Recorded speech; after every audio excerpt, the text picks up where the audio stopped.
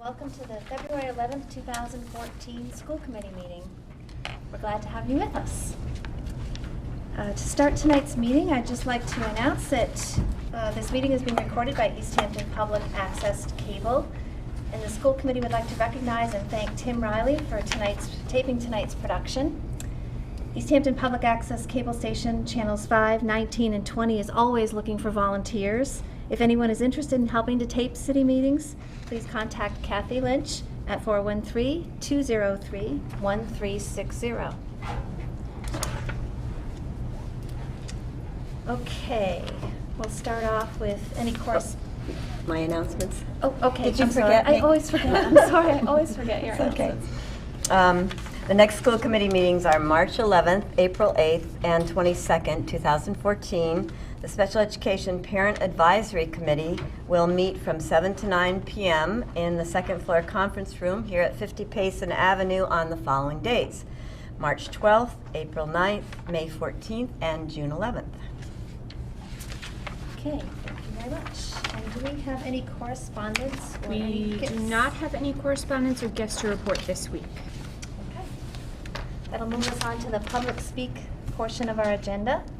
Would anyone like to speak about something that's not on our agenda? If so, we'd ask you to come to the podium so everyone would be able to hear you and tell us who you are and where you live. And if you would limit your comments to 1 to 2 minutes, that would be great. Mary Barr, Cherry Street in Easthampton. Have 3 children going to Maple School. And I excuse my voice because I have a very bad cold, so if it cracks, I apologize. I'm here tonight in recommendation for Katie Brubry to Teacher of the Year. I guess it's called Green Spoon Award. And I'll just read the letter that I have drafted up. Dear Mr. Luce, Superintendent Follansbee, and school committee members, it is with total confidence and great pride that I compose this letter to nominate Katie Brubry for Green Spoon Award. Katie deserves to be recognized for the great teacher and person she is. Maple School and the parents are very lucky to have such an outstanding teacher. I have been volunteering in Katie's class over the last 2 years. Katie opened my eyes to the value of reading and writing. I have learned how to be a better parent because of Katie's teaching style. My youngest daughter, Addie, didn't like to read last year. She's in 1st grade. I showed her over the summer how much fun reading could be. I showed her some of Katie's simple but fun lessons.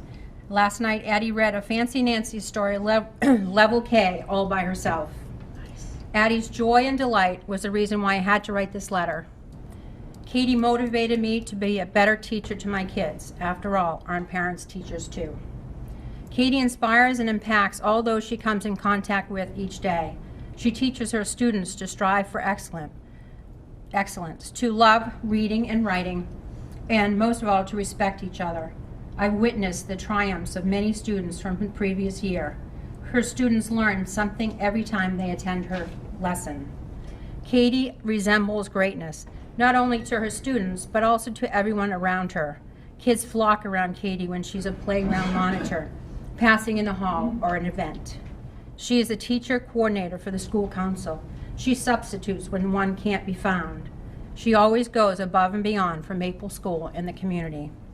I wish more people knew how loving, compassionate, and caring Katie was for her students in school.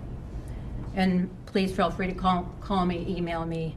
And I just really can't say enough about how good Katie Brubry is. She always is going above and beyond the call of duty. And I just hope that you will take it up upon yourselves to talk about it. And I have copies. Before you sit down, I wonder if you would mind or you would be willing to tell the school committee about what Katie teaches and how you've gotten to know her. She's in reading. She teaches reading. And what I've done is this school, Maple School, hasn't been leveled as far as reading books go. And so what I've done for the past 2 years, and especially in Katie's library, is leveled every book so the kids can pick the book that's appropriate to their level. And I've just witnessed listening to Katie's teaching and seeing who she's had from the previous year coming and seeing how well they're doing. So Katie's technically is the remedial reading teacher, but she's above that. You know, Tim calls on her as a substitute when they can't find somebody. She is there for anybody's offer of help. And it's just amazing how much the kids love her. Yeah. Well, Katie actually is a reading recovery teacher. So we're very proud of our reading recovery program. It's an early intervention program for first graders. And it's an intensive program, but we have tremendous results with it. So children who are entered into the reading recovery program within a period of, I think it's, I don't remember now, but within one semester, the average children have caught up with their peers in reading ability. And they go on from there really not even remembering that they were struggling readers at one point in time. So we're very excited And about my daughter being one of them, like I said in the letter, Addie would just walk by books last year. Mm-hmm. And Katie stopped me today to say how well Addie is doing. So yeah, hats off to her. Well, thank you for coming and sharing that with us. Thank you very much.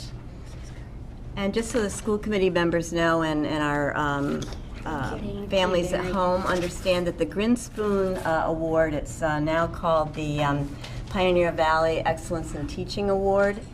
It's a foundation that provides these awards to teachers in all districts in Western Massachusetts. And there's a process where teachers are nominated, and then the building administrator and our leadership team of administrators chooses from those teachers who are nominated the ones that we're going to put forth. And every year we get to choose 3 teachers. They go to Log Cabin. And there's a great dinner for them. They're able to bring their families. They get a little bit of a monetary award. They get a membership to a gym. They get some nice prizes. And it's just a wonderful way to recognize those truly wonderful teachers we have in our district. And I certainly thank you for coming and telling us about one of them this evening. Thank you. When's that? The date is May, and I think it's May 6th. So we'll be choosing our candidates in March, and I will let you know who they are.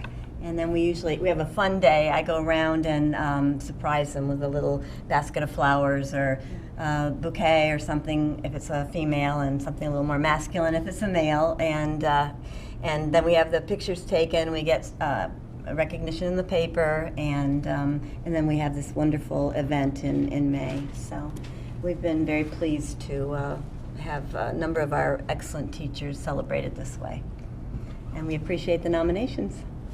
So thank you. Is this something that we could welcome in the future for parents of students or people who are otherwise affiliated with the districts to come forth and recommend people? I think because even if we get more than 3, we can't nominate them all for that. At least this is, you know, a sort of nod to them. Mm-hmm. Certainly. What I do now is I ask my building administrators to put out the applications and to talk to their school councils, and you know, to share it with parents if they'd like to put someone forward. And teachers can also put their colleagues forward. It's another way that teachers are recommended, and principals can put teachers forward. So there's a nice opportunity for people to submit names for this very lovely award. Okay. Thank you very much. Okay, moving on. Under our discussion category, our subcommittee reports, I thought before I asked Lori to provide an update on our policy subcommittee meeting, specifically on the transportation policy, that I'd like to just share a statement with you about that policy, just in the hopes of clarifying information, some misinformation that may be out there, and some misinformation that people may have based on the article that was in the paper this morning. So we'd just like to make sure a few facts are clear and straight. And so I just wanted to share this with you before we move into the report from the committee. The school committee policy is written with the intent that it will be fair and equitable for all families in Easthampton, given the limited transportation resources that we have. We would love to be able to provide transportation to all city residents, and we would love to be able to provide transportation to all of our school choice students. The unfortunate reality is that we have limited transportation resources. A very thorough, detailed process takes place each year to establish our bus routes and our mileage requirements. There are many factors involved: distance traveled, number of riders, the amount of bus stops, and timing. The number of passengers has to be balanced with the time it takes to complete a bus run. It's very complicated, but it's all carefully calculated to establish clear standards for busing that provide the best services we can for our students. These standards have to be applied equally to everyone to ensure that everyone is treated fairly. Angelica Trenholm is requesting transportation for her daughter, Casey. They live between 1.7 miles and 2 miles from Whitebrook Middle School. There are 47 other Easthampton students at Whitebrook that also live between 1.7 and 2 miles from the school that are currently ineligible for bus transportation. 3 of those students live on the same street as the Trenholms. It's heart-wrenching to not be able to help families out who need transportation. But making an exception for one person isn't fair or equitable, unfortunately. Exceptions can't be made by who asks first. If an exception is going to be made, everyone has to have equal opportunity. As school committee members, we're at times faced with very tough and painful decisions. But we have to remember we are elected to represent everyone in the city, and we have to be fair and equitable at all times. So I just wanted to share that with you before we proceed and discuss our committee meeting minutes. But I'll turn that over to you now, Lori, and then we can discuss it. Okay, so the policy subcommittee did meet last Thursday, and you will have the minutes in the March packet. And we met with the school department attorney, Russell Dupre, and we had a discussion about the policy, discussion about the exception. And after all was said and done, we concluded that our transportation policy is a fair policy and that it is equitable and equally applied for all families. And based on this, the policy subcommittee has no amendments to the transportation policy. Did you address, I'm sorry, did you guys address at all that kind of, we had discussed among all of us several times, the fact that there didn't seem to be clear enough language about, is there an appeals process, how would that happen, what is an exception, how does it relate to any discussion about tightening up that language? Well, at this point, our attorney did state we did need to have an appeals process in the policy. So what's in there is appropriate. Regarding the exception, for this particular exception, because it's a school of choice exception, we would need to revise the policy to allow school, to put something in the policy regarding school of choice students, to allow them to have the transportation. So we can't just make the one exception for this one school of choice student. Right, I guess my question is, are we going to include any language that addresses that one way or another, makes it clear that we do not provide transport? Are we going to address that more directly, or are we not touching the language at all and we are leaving it exactly as it is written moving Right forward? now, the policy committee is leaving it exactly as it is written, that the school of choice, we do not provide transportation for school of choice students. Okay. And what was the lawyer's advice regarding us maintaining the appeals process language? Keeping that in, you said he advised To have that in there, so families have a way to appeal. To have the language that currently He exists. feels that we should have that language in the policy, but the types of situations that it would be used for would be, for instance, if someone was going to dispute the mileage from their home to the school.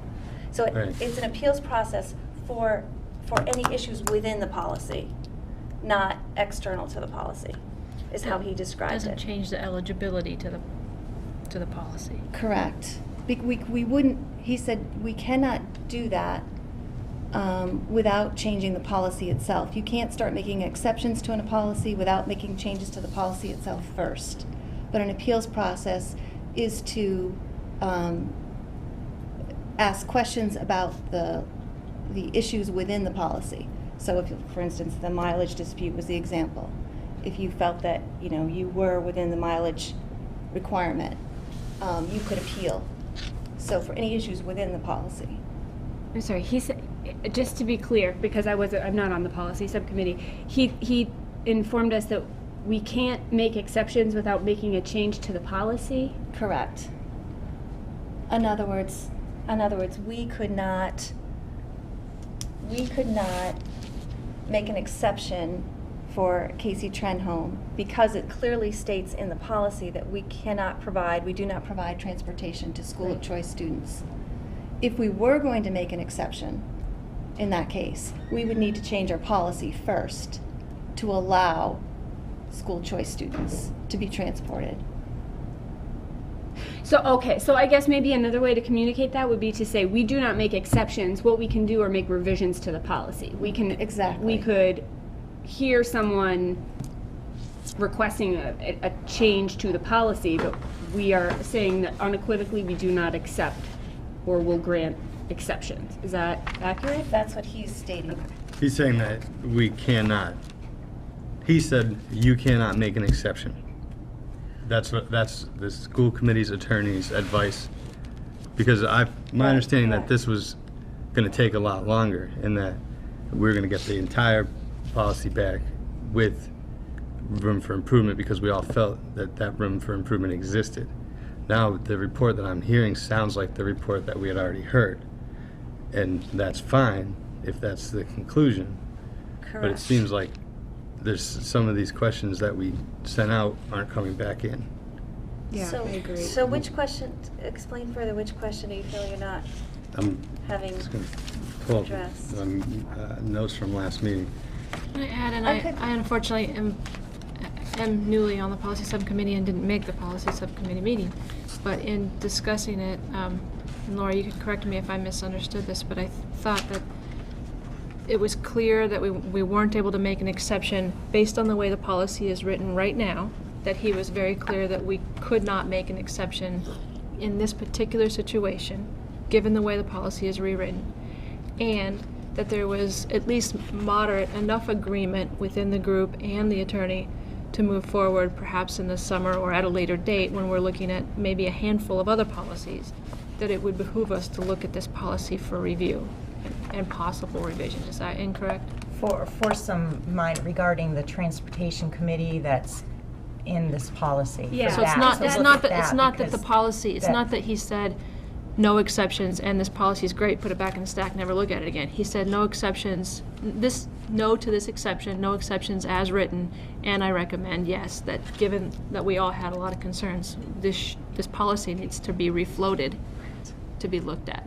Well, he doesn't make those types of recommendations. He didn't make that recommendation. That was just something that came out of a discussion among our group. What was were his just- recommendations? He was just making it clear that you cannot make an exception for one person and not make an exception for everybody else. Cannot You that can or think- should not? I mean, is he saying that legally we lack the authority, or is he saying I strongly advise that you do not do this because it opens you to liability? Correct. Okay. Yes. Correct. Because those are two different. That's that's Okay. correct. Because there's no exception. The word exception is not in here at all. Right. Just And- appeals. Right. So that was a big question for me last time, is what, the appeals process is one of the smallest sections of It this. is. And it doesn't address exceptions there or elsewhere. Correct. And so the exceptions can't exist legally, even though, But they can. I think he's Well, it advising could. against it. He's Strongly correct. advising against He's it. advising against Correct. it because you would open yourself up to needing to accept every exception. And if you don't, then you are discriminating. You have a discrimination issue on your hands. If you say, okay, we're going to take the first five exceptions to come our way and shut it off there and not accept the exception request for number 6 through 10, we are discriminating against those people and we are subjecting ourselves to A lawsuit. a lawsuit. Yep. I guess my questions, and maybe they're better directed to Russ directly, it seems almost counterintuitive to me that if there's space in the buses and we've achieved the best we can with our routes and everything, clearly these are still going to leave gaps. You know, there's more usage on the lower level, so more kids are riding the elementary buses than the middle school than the high school, right? So we do have empty seats in the middle school buses and even more in the high school, and probably students who would be happy to sit them if there was some way to accommodate that. So it seems to me that if there, I'd like to ask Russ or have Russ answer to exactly how it would open us to a discrimination suit to say we have X number of seats and we're going to try to, as a policy subcommittee and then a full committee, try to determine some manner where we can allow as much advantage to be taken of the resources that we do have available currently, without an impact on the budget that we clearly can't afford, but with the resources that we already have at our disposal. I'd say we were currently doing that. That every bus is full? Program. Well, see, that's the other thing that our busing coordinator has cautioned us about the term fill the bus, because fill the bus doesn't necessarily mean that every single seat is taken. I know what for a variety of reasons. Right. And some issues, for example, one bus this year has to go to the far ends of East Street. So, in other words, because of timing issues, we can't, we're not servicing, for instance, the Florence Road area. But because of timing issues, we can't get the bus to the far end of East Street and accommodate, shuffle the routes around, to accommodate space to be able to get over to the Florence Road area and get back in a timely manner. So a lot of times it may not be, so fill the bus is kind of a loosely used term, but it may not mean that every seat is taken. It may be the best we can do given our geographic needs Right. and our timing issues. And Yeah, I get it. I guess in my view, that fill the bus policy, I don't want to confuse with the idea of actually filling the bus. I think the fill the bus policy is the first step. We make the best routes we can with Carol Robillard and her program, and she enters in the students and she comes up with that. That's the best product she can, that's the most equitable. Right. We're still left with vacancies on the bus and students who would like to utilize those vacancies. I find it, there must be a little more perhaps initiative that we could take to try to find a fair, legal, equitable solution to make use of all of our resources. And those empty seats, in my opinion, are a resource that's not being used. And then she also explains, though, that even empty seats don't necessarily mean available seats, because you have students that have after-school activities that may not be Right. riding the bus at one Right, time. so this would be strictly talking about available seats. If I misspeak when I say empty seat, I mean an available seat, a seat that's not already slotted for a student on that route. And then the problem becomes, she's done that to the lowest possible level she can. Right, with tracking the routes. And if she drops the mileage any lower, Right. then we have the issue, for example, in the Trent Holmes neighborhood, for example, where there are X number of more students eligible. Mm-hmm. So if you drop it, Yeah. we can't accommodate them. So it's all about being fair and equitable. In other words, we're being as fair and equitable as we can be. Absolutely agree. I just see that as that's step one. Step one is the fair, equitable attack. The second step is finding a second method to have a catch-all to make use of untapped resource. And I might be in the minority and it won't go anywhere, but to me it seems we try to squeeze every dollar, every hour, every minute of learning time, and this is another option I think that can improve somebody's life and improve their day at school and and just make families' lives easier. If it's there, I think we could maybe seek out a creative solution that doesn't open us up to added cost or liability. Well, I could share with you one example. Yeah. Like prior to the subcommittee meeting, I had the thought of, well, currently we have mileage all cut off by school as opposed to by bus. Eligibility for mileage. Mhm. And I thought, well, maybe if we went by bus, we could accommodate more students instead of by school. Well, as we went forward with that discussion in the policy subcommittee meeting, it became evident that we wouldn't be able to do that because, What do you mean by going by bus? I don't understand. well, if the mileage is cut off at White Brook Middle School at 1.7 miles, hypothetically, if that's the cutoff, maybe there's 3 extra spaces on one bus, and we could move that bus to 1.5 miles and keep the others at 1.7. Do you see what I'm saying? Mhm. Okay.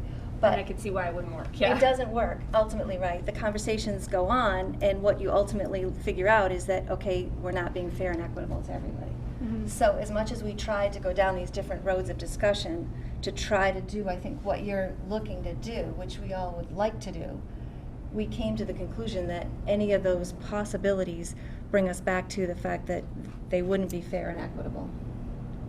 and we have to be fair and equitable to everyone.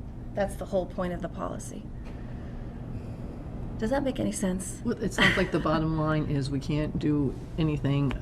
The policy is the policy right now with no exceptions. Without changing the policy, this is the way it exists. I want to Correct. state for the record, that's not can't, that's shouldn't. It's not that it is not possible, it's that we're being advised not to do that. I want to state that clearly for my own edification. That it's not can't. It is legally possible. Yes, we could say, yeah, we're calling all students, come on, come all, and we'll pick. We're being advised not to enter into making exceptions. Correct. That is correct. That's correct. And I would personally like to see this policy come back. I think we've had so much discussion around it. It's very clear we need to revisit it. And I take full responsibility for the fact that I wasn't there and couldn't further a conversation, but I know one of the points that are really unsettling for me is that we have an appeals process in it.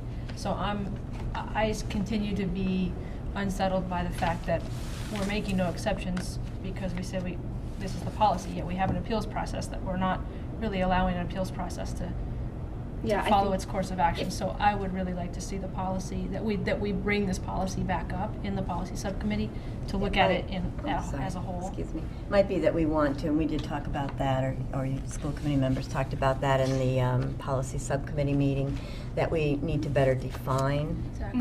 what that means. Exactly. Because I think Deb just spoke about it a little bit ago, that you can appeal elements of the policy. For instance, we have had the 2-mile limit appealed. So parents have said, well, I do believe that I live more than 2 miles. And we've had to measure the 2 miles. So you can appeal pieces of the policy. Yes, I But think being thoughtful about that's that different than language. making an exception. Exactly.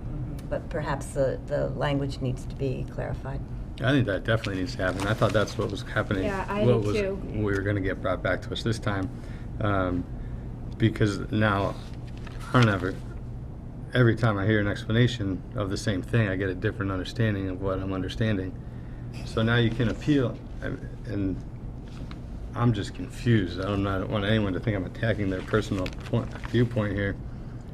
You can only appeal what's in the policy. Correct. And the issue at hand here seems to me maybe the mileage, if we're talking about this one particular circumstance, it may be that they're school of choice. Yep.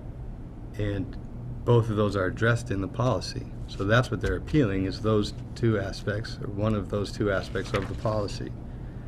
And whether or not, and so outside of this one particular circumstance, that this is being discussed at such length, that's the part that needs to get, the appeals part is what needs to get clarified.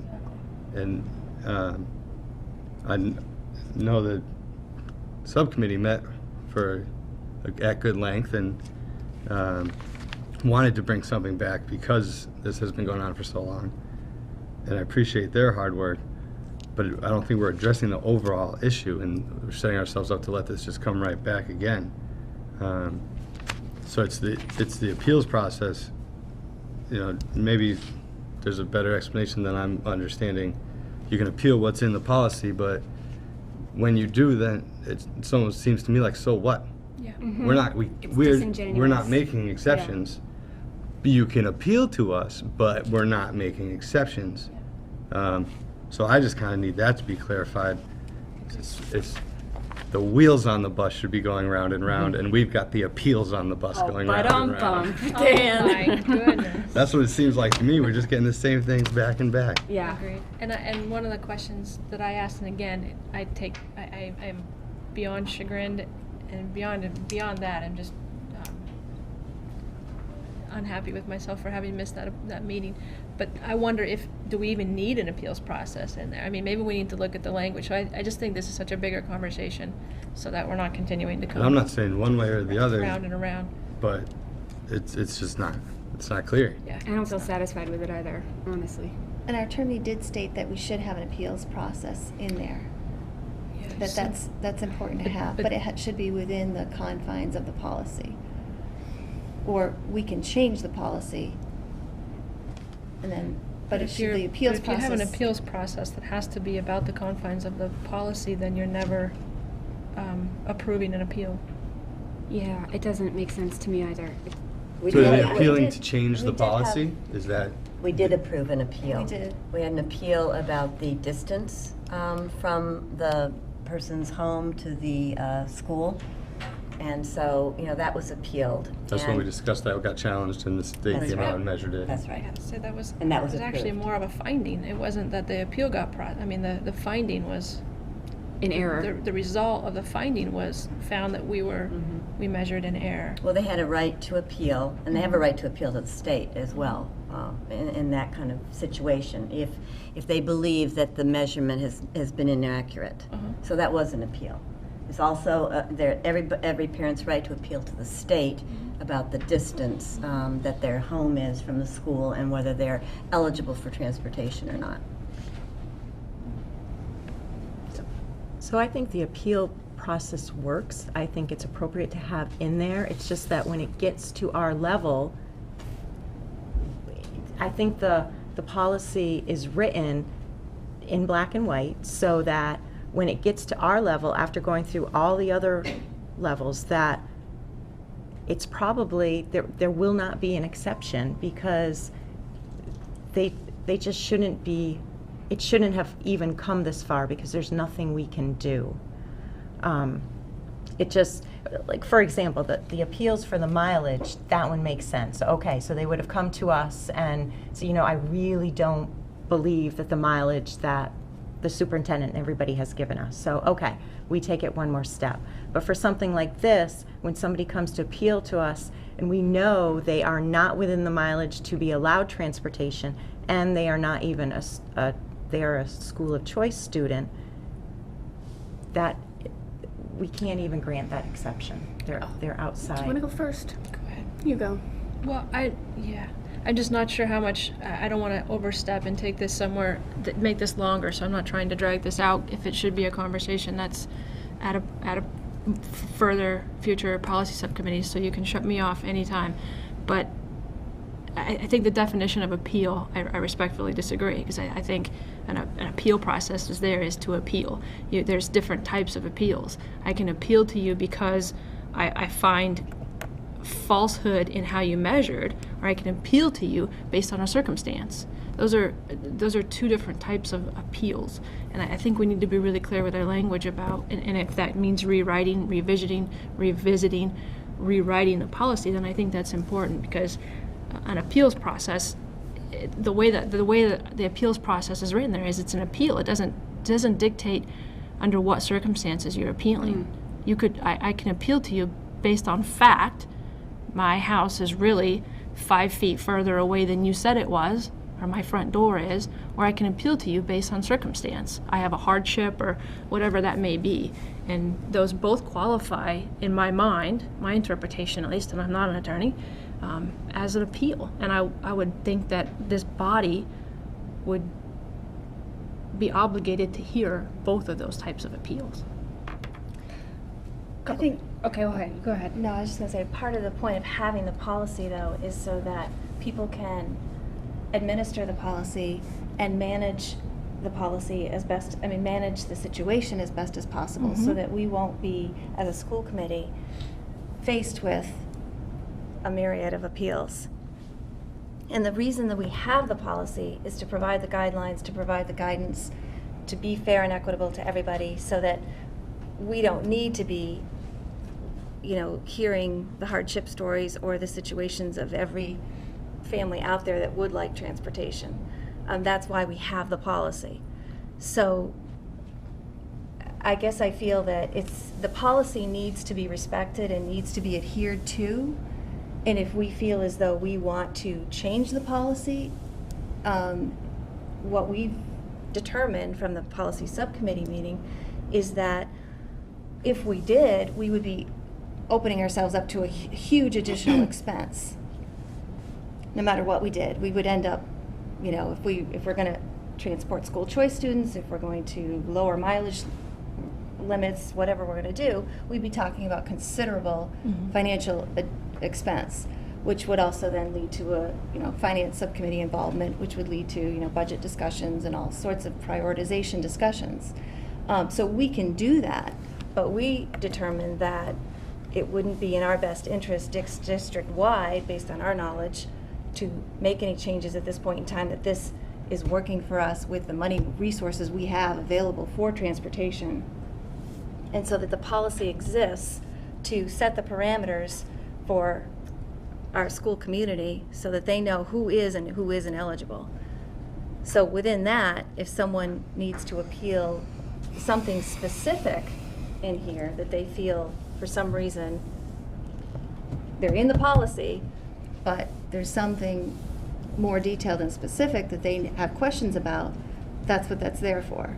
But we need to respect the policy as is. What I think I'm hearing, and I've heard in years past about this policy, and I think what you all are saying is making me wonder about this too, but what I'm hearing is that perhaps the appeals language is not as clear as it should be, and perhaps we need to define the reasons that appeals will be heard by the school committee. Perhaps that would to help clarify. I have 3 little points. First of all, regarding the language in the appeals process, I'm not satisfied with it. I don't think it's acceptable. Specifically, the whole thing about the transportation, it refers to things that don't in reality exist. So if what we're doing is having them appeal to the school committee, that's what should be written in the policy.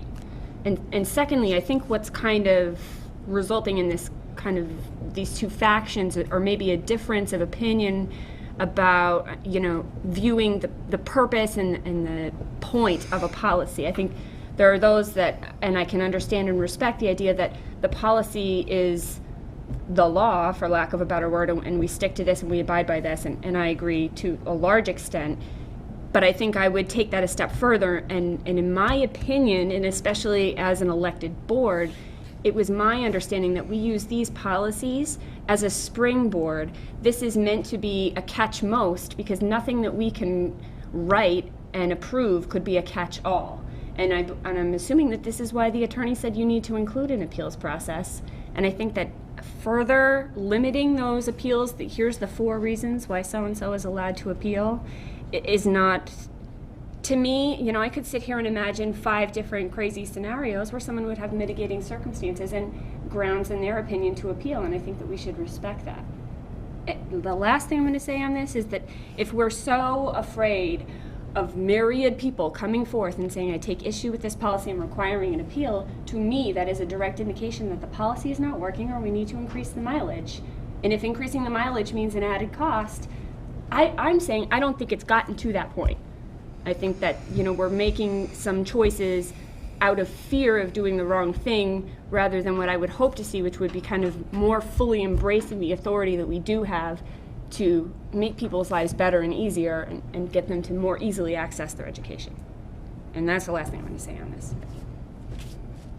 I don't know if anybody else has anything. Okay. Is it safe to sum up that we're not making an exception on on the particular situation that's come before us with the Trenholm family, and that we would, as a board, agree to put forward this policy for further review in the coming months when we review other policies? I think that sounds like a good idea. As Nancy said, that we should look at our language for the appeals process. And I just would like to state that the comments that I've made about the appeals process have come directly from the advice of our attorney. That's where I'm getting that information from. So I'm just sharing what he has said about the appeals process and what it should be or should not be. So I just wanted to clarify that as well. But we could certainly look at making that language more clear or more specific in the coming months. I think that's what we charged the subcommittee with at the last meeting, was to go and make this And the consultation meeting before that. with the attorney and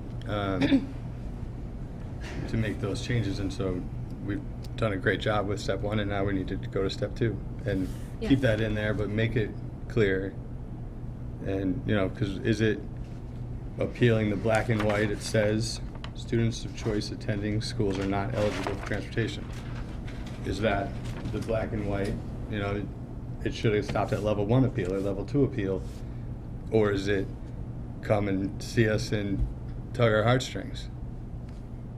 you know, so that the legal advice came in that for financial reasons, for liability reasons, you know, whatever he's coming at, we're going to be discriminating if we open it up to 50 people and only let one person do it. Oh, yeah. That's where we sit today, that's the advice we have to take as far as Yeah. Correct. exceptions, but that doesn't stop us from putting this language back for more review and more improvement. Exactly. The appeals language, right? I think that's, Yes. Review and Am I wrong? approve the appeals language in the policy itself. And could we Moving further, forward, yeah. could we further state that we could have Russ present whenever you guys are able to meet again, I know, and then report, whenever you have another report to come back with? Could Russ be here for that meeting to present and answer any questions that the full committee might have about specifics of liability and his advice to us? We can certainly ask him. Yeah, that would be great. As a policy subcommittee member, I mean, I understand that the discussion came about regarding the appeals process, but as we talked with our attorney, it was more of a, okay, you do need to have an appeals process within your policy, but we went the route that wasn't, I mean, we could have come back to you with a change in our appeals process, but that wouldn't solve the issue that's before us regarding transportation for a school of choice student. So that's why we had this further conversation regarding having an exception, and this particular exception, and how should we deal with this.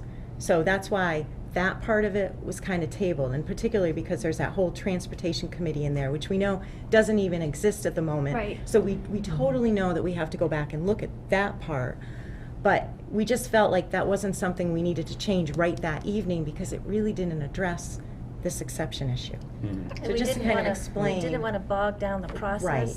and leave the Trenholm family hanging even longer. So we didn't want to bog down the process and get into the nitty-gritty of language of all of that. And we thought instead the point and the issue at hand was to respond to the exception request. Trying to stick to the specifics. Right. And take action on that. Okay.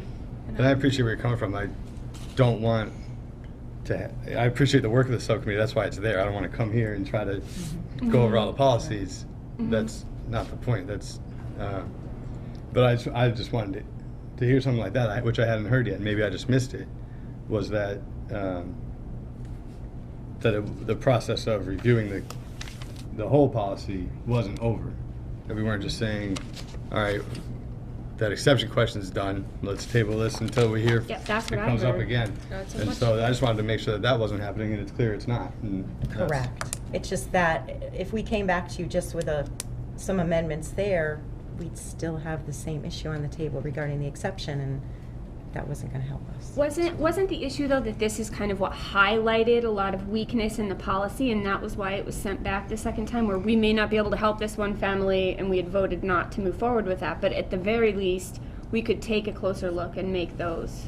I think you've nailed it, though. We At the did very that. least, we will take a closer look, but At the that's such a policy. bigger conversation Right. that's not going to answer the particular. Okay, so I think the confusion situation was when right it was now. when the report was first made, it was stated that it's fine. That was the impression that I was given. It's fine, and we're putting it to bed. And as we've discussed it, it's kind of coming out that no, we are going to take a look at The it. thing, to use your language, if I may, is that's been put to bed is the particular situation with the Trenholm family appeal.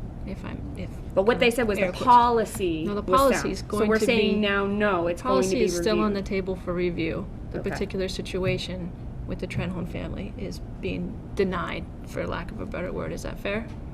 I think we still need to have to vote. Right. We're Sorry, still so waiting. it's not an official denial. No, it's okay. The recommendation, but Right. the policy itself clearly needs to be looked at. We're not done with that. That's a much bigger, that's not gonna happen in one policy subcommittee meeting. So is that going back now, or was Russ's advice, you said, to wait until we review other policies, or I wasn't? Yeah, to just have it part of when we go through and look at, some of the older policies, that we can look at this too. Because, and again, we were just specifically looking at that transportation committee, which we don't have. So, look at it, can we get rid of that? Because we don't utilize that anyways. And then along with that, we can look at that appeals section and just say, is that as tight as it should be? So But when those is that were going to the happen? ones. I'm sorry. When is that going to happen? We didn't set a specific date. But the next or meeting, the just- next time you meet, that's the first thing on the agenda is to go over that. Not Well, that's some necessarily. of it you were Yeah. talking about as a review. You'll be reviewing the policy and Right. updating as you go along and looking at the appeals process as part of the review. That's what I got out of all Right. this. That in the coming months, that we would like to review old policies and look at them and update. We should on a regular basis. As part of that process, we would make updates. Okay. So at this point, we need a motion. I think we had discussed, because there was a motion that had been tabled from a couple months ago regarding voting on this issue. So I think we have to bring that particular motion back up again. And I probably should have asked about that before. We have the language of the it was, initial motion to make an exception for Angelica Trenholm. I think she's saying we have to do one or the other with that. We Is that can't what just you're make a saying? new motion? Yeah, I guess we could. I think we can make a new motion. Yeah, I don't think, I mean, I Okay. don't see how we'd be able to come up with the same language. Sorry, I was just asking if we were able to make a new motion rather than trying to recall out of your brain, Sue, whether or not you remember Well, I can from tell you what months the ago. language was. So do we want a motion now to either? I Yes. think we need to do that. Okay, so I move to make a one-time exception for the remainder of this school year for Angelica Trenholm's daughter Casey to ride the bus that stops in front of her house. It has to be seconded, right? It in order to does. vote. It does. Is there a second for that? What's the protocol around when you second? Are you expected to then vote in favor of? No. I think we, second. Okay, Yeah. I'm learning. So has anyone seconded that motion? Yeah. Laura Oh, just we did. Okay. Okay, so all of those in favor? Opposed? Abstain?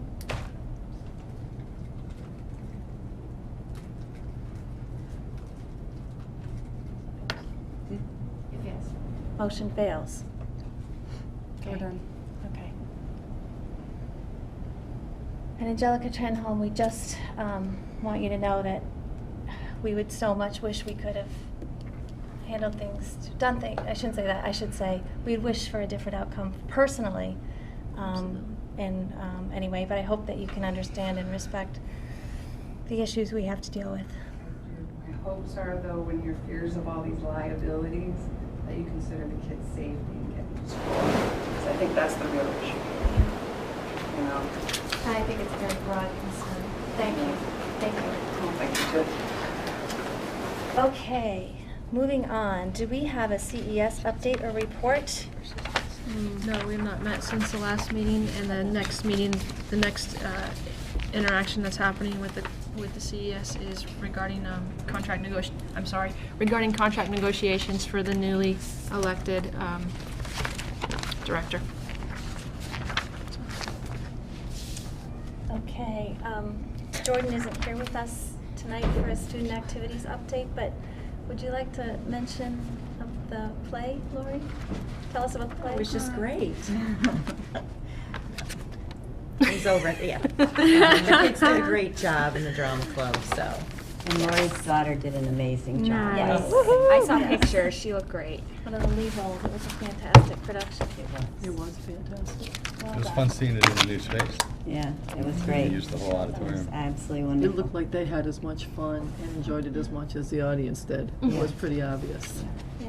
And there were good crowds every night. Well, I went 2 nights. And I heard Even with all the Couldn't get other enough. things going on. Yeah. It's really, really impressive. Okay, superintendent's report. Thank you. So I'd like to call Jeff Sealander to the podium first. I asked Jeff, sad news for us all, he's retiring at the end of this month. But Jeff and I have been talking about this since the beginning of the school year. I wanted him to come and give an update to the school committee because I think it's important for you to understand more about the athletic program. what Jeff is needing to do to keep us going in a positive way, and some of the challenges. So I wanted him to just give you a kind of a state of the athletic program Sure. before he We just retires. have some information I'll hand out. Thank you.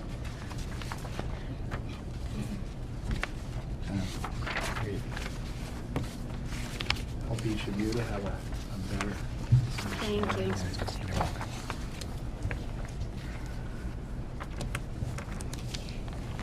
As Superintendent Follansby has mentioned, the discussion about the future of the athletic program, the needs of the athletic program, has been an ongoing discussion, but we've really spent quite a bit of time since the summer talking about it. One of the things we've talked about are the financials of the athletic program. And what I prepared for you, I know that it's the beginning of the budget process, and that principals, I've also met with Dr. Perone on a number of occasions, including as recently as last week, to go over some of these numbers. So I just want to take a few minutes talking about this. I know that we have a new mayor and several new members of the school committee, so I also want to make sure that everyone's aware of of what we do offer with the interscholastic athletic program at the high school. Just to put this out in full disclosure, this information you have does not include the stipends for coaches. Those numbers aren't included in here. And this is informational only. As they say, it should not be used for tax purposes. But it was intended to give you a pretty good idea of what we offer and what it takes to operate those programs, and where our revenues come from to be able to do that. I broke it down by season. You can see that in the fall, we offer 4 soccer teams, varsity boys and girls teams, and we offer junior varsity boys and girls teams. Football, we offer 2 teams, a varsity and the junior varsity team. Football is a cooperative program with Hampshire Regional High School. We're the host school, and we do have players from Easthampton and Hampshire Regional High School on that program, and I'll make reference to that later on also when we talk about revenues. Volleyball, this is girls volleyball. We offer 2 teams, a varsity and a junior varsity team, and we offer 1 golf team. The golf team is mixed gender, and occasionally we'll have a female member on the golf team, but it's certainly not uncommon, especially in Western Mass, to have female members playing with the boys' golf teams, even though the state then allows them to participate in the girls' tournament. During the winter, we offer 4 basketball teams, again, varsity boys and girls, and junior varsity boys and girls. We offer 2 swim teams, a boys swim team and a girls swim team. These teams practice together. They're under the same coach and her assistant. The swim team is also a cooperative team with Hampshire Regional High School, and we are again the host school. We offer 1 hockey team. The hockey team is a cooperative team that we are the host school, and it includes 4 schools. It's Easthampton High School, Hampshire Regional High School, Northampton High School, and Smith's Vocational and Agricultural High School. So students from all 4 of those schools participate on the hockey team. Cheerleading, we offer 2 teams, varsity and junior varsity. The varsity, and when I talk about this aspect of cheerleading, we're not talking about the cheerleading that they do at games. The cheerleaders also have their own season and their own competitions that they participate in. In the fall, it is the varsity team only that participates in the competition. At that point, they're putting the junior varsity team together generally. And over the course of the winter, the competition season is open to the varsity and the junior varsity teams. In the spring, we offer varsity and junior varsity baseball, and varsity and junior varsity softball. What I've done is gone back through the past couple of years of financials and included the financials for this year through the fall season to give you an idea of what those areas of expenses are. And you can see that in For 2011, 2012, the expenses, the total, and you see dues and memberships. Those are all the organizations that we belong to. And in order to continue our affiliation with the MIAA, which is the Massachusetts Interscholastic Athletic Association, the PVIAC is the Pioneer Valley Interscholastic Athletic Conference that includes all of the schools in Franklin, Hampshire, and Hamden County.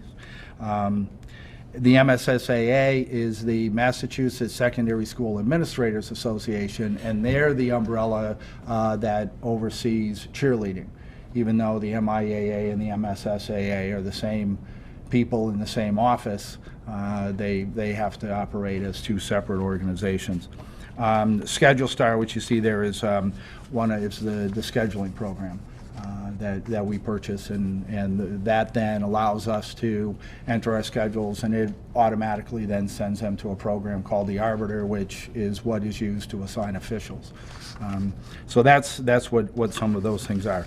So you can see that the total expenses for 2011, 2012 were $98,950.50, and the total expenses for 12-13 were $110,984.75. That difference, we run the program very, very tightly. So it was that difference there, and it became apparent about mid-year last year that our costs had increased to a point that we were going to run into, that I was, as the athletic director, going to run into some financial concerns by June. So that's why we started the conversation, and that's what ultimately prompted this meeting. I'll go over income, and then I'll go back and answer questions about why we had, what sort of things happened over the course of last year. Our gate receipts, these are the sports that we charge people to attend. Our football, basketball, and ice hockey. You can see our gate receipts in 11-12 were $23,636. Last year we're at $22,384. And then you can see the co-op assessments. As the host of the cooperative teams, what I do each year at the end of each season is I total up all of the costs, what we've spent for those programs, simply divide that, and then subtract the gate receipts, the income source that we have. The difference is the operating expense for that program. Divide that by the number of students, and then multiply that by the number of students for each school, and that's what each school is assessed. So you can see the co-op assessments in 11-12 totaled $24,102. In 12-13, they totaled $25,252.77. Doing the math down below, and those balances, once I had done this and looked at it, I said, geez, those balances, I understood that they were negative balances, but I wanted, as you can see, I hand wrote the parentheses in there. So those were the deficits. And at the end of the year, we have had to come to the school committee, to the school department, I should say, to help us out when we know we have this sort of a deficit. We also, last year, you can see under last year's totals, we also, where it shows soccer boosters contributed $2,925. If you look at under soccer for 2012, 2013, you'll notice a pretty sizable jump where it says uniforms and other. We purchased soccer uniforms last year. We have been talking about this for a few years. The Booster Club agreed to pay for half of the uniforms, and then the other half came out of the athletic budget. To give you an idea, the uniforms that we had been wearing were 10 years old. I met with the rep from Nike, who when he came in, he looked at the uniforms, and I asked him if he could duplicate those, so the ones that were still in very good shape, we'd be able to keep. And he basically laughed and said that uniform companies generally don't go more than 5 years with a given style. He was pretty amazed and very complimentary to our student athletes and their parents, because we know it's the parents that oftentimes are responsible for the care of the uniforms, at what great shape they were in. But as I say, they were, when we purchased those uniforms, we purchased them for all 4 soccer teams so that they would all have the same uniform. We purchased, I believe we purchased 80 of them at the time, and they were 10 years old. So over 10 years, you're going to get rips, you're going to get tears, you're going to get that circumstance where, you know, maybe it's the athlete or whomever decides that they're going to wash the uniforms and forgot to separate the maroon set from the white set, and now we have pink uniforms that nobody really wants to wear. So things like that happen over the years, and what we found was that we were trying to piecemeal together. The other thing that changed, another thing that came about is we began applying for and using middle school, especially with the girls soccer team, middle school girls on our soccer team. These uniforms, when we purchased them, the idea was that we were buying them for high school varsity players. So for many of them, the uniforms didn't fit. We worked with a local vendor to try to match them as closely as possible, but it was time after 10 years to replace them. The replacement process took 2 years. We were able to find a vendor. It was not through a big name company that gave us the best price. But as a consumer, I'll also put it out there that, you know, you get what you pay for. So that I would be surprised if the uniforms that we purchased for the money that we paid for them would in fact last us 10 years. I think that those uniforms, we're probably going to be lucky to get 5 or 6 years out of them. You can tell just by and they were half the price. So, you know, in terms of being able to address the immediate concern, we were able to do that. In the long run, it didn't cost us any more because it would have cost us twice as much to go with a much higher quality uniform. But these are the sort of decisions that we're now making. We're in need. We're piecemealing together football uniforms every year. We're now to a point where, you know, many of our junior varsity players are wearing practice pants as their game pants and things along those lines, so that we do have this ongoing need for uniform replacement. And there's nothing in the budget for it. Another thing that that is double-edged is that our teams last year were very successful. So many of our teams, actually as I look at the list, most of them went to the postseason. They qualified for the tournaments and they participated in the tournaments. This is also something we can't budget for.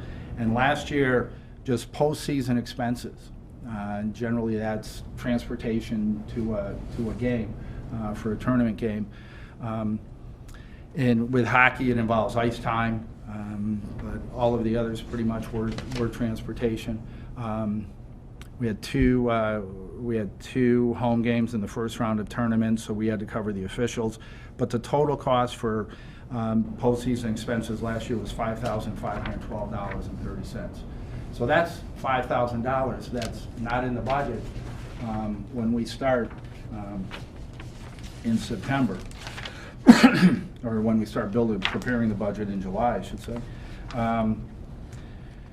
We were fortunate enough last year, we had several donations that came in, all of which the people making the donations wanted to remain anonymous and didn't want anything done about it. And I mean, these were people that stepped up and, you know, helped buy things like we needed additional, the covers, the shells that the hockey players wear. So those were purchased. And you know, we needed the screens, the practice batting screens that baseball and softball use. You know, the ones that we were using were several years old. They're wire framed. They were starting to come apart, and then they become a safety issue, not only because they don't provide the protection from the ball going through that they're supposed to, but also when the kids are setting them up and everything, there's some exposed metal pieces that were coming out. So we had to replace those, and those really became a safety issue. And these are all things in addition to, you know, the regular bats and balls and hockey pucks and things like that we have to purchase. We try to keep a revolving balance. I know that if we were to look at transportation costs, currently even going back over the past 3 years, but if we were to look at transportation costs to, I think it was 5 years ago that they redid the contract with the busing company, and that was a huge hit. You know, when that happened, you know, the cost of transportation, and that we've never caught up with that in terms of funding sources. The school department budget has, for the past couple of years, been maintained. To offset this, the amount of funds that we receive from the school department budget is $28,500. You know, so you can just look at this and see that doesn't get us through the fall season. So we then have to start relying on sources of income from before the end of the fall season through the spring season. And we always get a little nervous in springtime. It's like looking at the bottom line. What do we have to spend money on, and where are we going to be able to get these funds? User fees generally generate $16,000 to $17,000 a year. You can see that you have the gate receipts and the co-op fees here. So I've met with Dr. Prone. He'll be presenting his budget as part of the whole budget process. But I wanted to make sure that you, as a committee, were aware of the programs that we offer, and that you, as a committee, were aware of the challenges that we face. We have great kids, and you know, if you look at the list of kids that participate in our sports programs, they run the whole gamut of everybody in the school, and you know, from the National Honor Society and class officers to the students that, if it weren't for sports, might not have any reason to be happy about going to school. You know, so we really, I'm obviously a strong advocate for interscholastic sports. I know the positive impact that being a member of a team has on our student athletes in terms of grades. I also want to take just a minute to, as you were talking about user fees, I don't want to forget to mention that user fee policy has been in place, I don't know, 15 years? I was trying to think of how long it's been in place. It's been in place for a long time. Our user fee policy, just to let you know what the user fee amounts are, it's $100 per student, $200 for football, $300 for ice hockey. There is a $300 individual cap, a $500 family cap. If you are on free lunch, you don't pay any user fee. If you are on reduced lunch, it's a half fee. That's the way the policy is stated. However, when the policy was passed, this was a tough thing for the school committee at the time to do. And one of the caveats that was put out there is that this policy was never to be exclusionary. The school committee did not ever want a student to not be able to participate because they could not afford to pay the user fee. I hold preseason meetings every season, and when I talk about user fees, I make sure that parents understand that, especially now during difficult financial times, if you cannot afford to pay the user fee, just let me know. And I don't chase people, I don't track people down, I don't act like a bill collector. I feel that the people that can, we do send out friendly reminders, but the people that can pay the fees do, and for the most part they do. And the people that can't are very good about coming to me, and they'll say, you know, I've been out of work, or this has happened, or that has happened. And, you know, can I pay you over installments? Can I pay you half? You know, and that's why you'll see that for some of the user fee amounts, you might see $25 or $50 is the last couple of digits. Generally, that's been what the issue is. It's pretty loose in terms of what they come and tell me. I don't know if as a committee that's something you want to get into addressing or looking at. But it's, but I just want to put that out there in terms of user fees, that I'm each year it seems I'm hearing from more people that are having difficulty, paying the user fee, and it always comes back to me that we don't, at least then, and I don't ever want to say to a student, you can't be a part of our team because your family can't afford the user fee. So I wanted to put that out there too in terms of any questions that you might have about that. We need to keep our programs strong. They're great for our kids. Ms. Blumenthal came to a basketball game the other day, and I hope you enjoyed it. I did. It was a blast. Brought my 6-year-old to her very first basketball game. Yeah, and and I want to encourage all of you to come out and attend our games, even when they are in conflict with the play. But the school, giving credit to the community and the school handled it well. We had a basketball game and the play on the same night, and I think it was terrific, just to see the use of the building. So when Dr. Prone comes to you with his budget request, and it includes an increase in the budget for athletics, I just want you to have this information and keep in mind that, and I know that everything we do is for the kids, and I know that we have limited resources. But if we could just be looking at, the amount that Dr. Prone is going to include in his budget request, it will help to do long-range planning. Right now, we can't do any long-term planning, and we certainly can't seriously entertain any discussions about adding sports. It would be nice to get to that point down the road. Once we get to that point, I'll also remind you to keep in mind Title IX, that if we add a sport for the girls, we have to balance it with a sport for the boys, and vice versa. I figured I'd put that in reverse and see. I like that. I don't think that was reversed. That was nice. That was good. So I'll be happy to answer any questions that you may have, but I hope this has been informational and kind of brings you more into the fold of the high school programs. So you're certain about the retirement thing? Oh, yeah, I am. Thank you. This was really very well represented in a short. I mean, I looked at this at first and was like, and I think you did a really nice job of taking us through it. And I think you should be really satisfied with the case that you made. Well, thank you.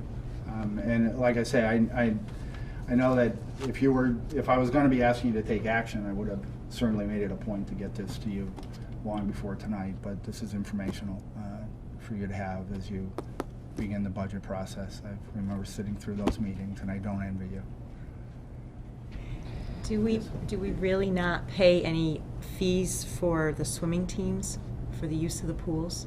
That's correct. Oh, That's good. To let you know, we swim at Williston, and Williston does not charge us for the use of the pool. That's great. They do charge us for the use of their field when we use their field, which is fairly infrequent because oftentimes they have use for their fields. But we do use the Williston ice rink for our hockey games, and that's a big chunk when you look at where the ice hockey line. And you'll see where it says Williston rental. That's based upon the rental rate. But I will, in giving credit to Williston, a few years ago we worked out an agreement where we pay Williston $150 an hour for the use of the ice, which is about half of what we would pay anywhere else. Most rinks are in the $300 an hour range. So we practice on Mondays and Thursdays. To give you an idea of what sort of things our parents and students go through, our ice time on Mondays and Thursdays for practice starts at 9:30 at night. And then they do give us a 2-hour block on Wednesdays. Pretty much everybody in the Valley knows that Wednesday night is Easthampton's home hockey night. And so we pay $300 for a home game. They give us 2 hours, and for each of the practices, we pay $150.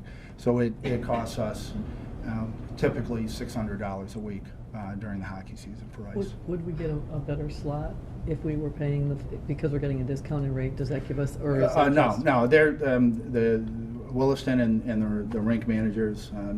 Dan, who is the current rink manager, no, they really give us priority. We're next in line.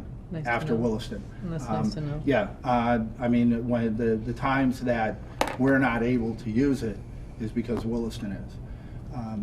For example, last Wednesday during the storm, Usually, hockey games don't get canceled because of ice time issues. But last Wednesday during the storm, we really had no choice under that circumstance. That game will be made up during vacation week at 1 o'clock in the afternoon with the agreement that we're off the ice by 3:30. So that it was just fortunate, the timing, that it's late enough in the season that it wasn't a real stretch to move it to vacation week. Otherwise, the only ice time available would have been either at 9:30 at night, or there was one night that he had it available at 11 o'clock. But we were, like I say, we were able to work together and be able to get in there Thursday afternoon during vacation week. But I do want to give Williston a lot of credit for working with us. Do other communities use their ice too? Do they, rental? Or, I mean, is this a little I really don't know. not? I know there are a lot of private groups that use it, but I don't know if there are other communities. Yeah. Thank you. Yes. Mr. Schindler, I'm sorry, I talk way too much, so I of course have a couple questions. Sure. If it weren't for high school sports, I'd be a very different human being today. So I thank you for everything you do on behalf of our whole community. And you mentioned not being a chaser for user fees and such, and I so appreciate that. And we all know how much work we need to do for community engagement and getting folks involved and invested in our schools, athletics, academics, all across the board. Do you have a sense of what that dollar amount looks like? So when we go and we're talking and we're trying to get partnerships and people and sponsors and such, what kind of dollar I would amount are we guess- talking about that we're not retrieving, not I would capturing? guess you're probably $2,000 to $3,000 maybe.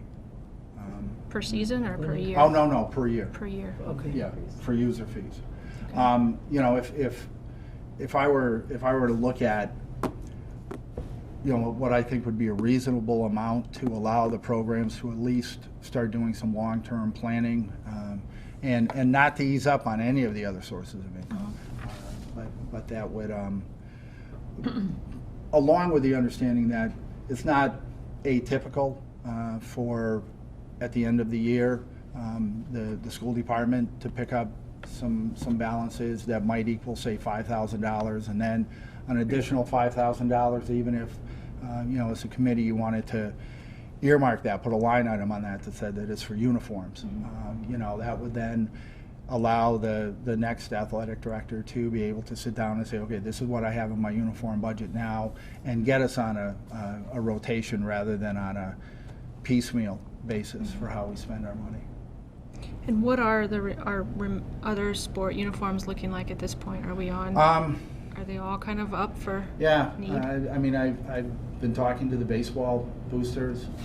I know that we purchased, for example, last year we purchased baseball pants for the varsity. We felt that the jerseys were in good enough shape to be able to do that. The pants that the junior varsity baseball team wore last year were in fact pants that we borrowed from one of the other leagues in town. I don't want to get anybody in trouble for letting me borrow those, so I won't mention the league. So yeah, I mean, we kind of walked through all of our uniforms. Our girls' junior varsity basketball team, if you look at some of those kids, you know, they're wearing, you know, we've got some small kids wearing double XL pants and, you know, kind of tying them up and rolling them over and just doing their best to make them work. So, you know, again, the differences in sizes and kids is also another factor. And then second question was, what's kind of the tie-in or the correlation? How would you connect our athletics to our academics? How are our kids performing? Well, we have a couple of ways they're directly tied in. First of all, at each of my preseason presentations, I make sure that I talk about the fact that they are student athletes and that students come first. We have a pretty strict, we have a much more strict academic standard than the MIAA would require us to have, that many schools have. We're a no pass, no play school. So that any F whatsoever on your report card means that you're not academically eligible. And you are not eligible until the next report card is handed out to students. This is something that I know has motivated a lot of students to make sure, and we look at that's a baseline. I mean, that's not an F. and I wouldn't be proud of it, but you could have 4 Ds and be academically eligible. So that we know has had a positive impact for some students. We also make sure the students know that if they owe, for example, if there's a detention, if they have to go back to see a teacher for any reason, including extra help, that certainly supersedes any practice. That is their responsibility to go to their coach or contact their coach and let their coach know that they're going to be late for practice because of this. And the coaches are all aware that there are no repercussions if a student is going back for academic work. If they're going back for disciplinary reasons, then we have a different discussion. I think that if you ask the teachers, they would tell you that there's a lot of support from the coaches and from the athletic department in terms of wanting to know how students are doing. It's certainly not uncommon for a teacher to knock on my door and say, you know, hey, can you talk to so-and-so? You know, he or she just, you know, didn't do well on this test, and they need to know that we're all paying attention to them. So I've always said that one of the most important things that has to happen in a school, and certainly from a high school perspective, is that every student has someone in that building that's an adult role model that they can trust, and that if need be that they can go to, whether it's because of concerns with another faculty member, something going on, whether it's concerns with another student in the school, whatever it may be. We need to have that, and in many cases, that's the coach, and it's someone that they work with through athletics. In addition to that, I've always touted the benefits of being involved in sports. I tell parents that, you know, when we talk about the user fee, that their child is part of the largest after-school program in the country, and that being high school interscholastic sports. That they know that for that 10-week season, that child is going to have their time outlined for them. They're going to have supervision when they're at school, whether it be an evening or an afternoon practice, whatever it may be. We also point out the benefits of being on an athletic team. Our athletes are some of the best students in the school, without a doubt, and that's because for any of, you mentioned that high school athletics were important to you, you had to learn to manage your time. You know, busy people find the ways to get the most things done, and I say the same thing about, you know, the theater students and the work that they do. You know, the other thing it does is it teaches them cooperation skills, teaches them to work together. I remember reading a report out of IBM years ago that said the number one reason they have to fire people is because they can't work with others.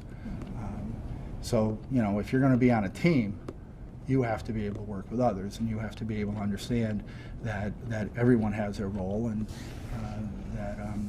that your place will be identified over the course of a season, and that if you embrace your place on that team, that's going to be for the good of the team, and everybody wins. So there's a lot of connections to the academics. I can't imagine, you know, and I agree with you. I mean, I couldn't imagine being in school without them.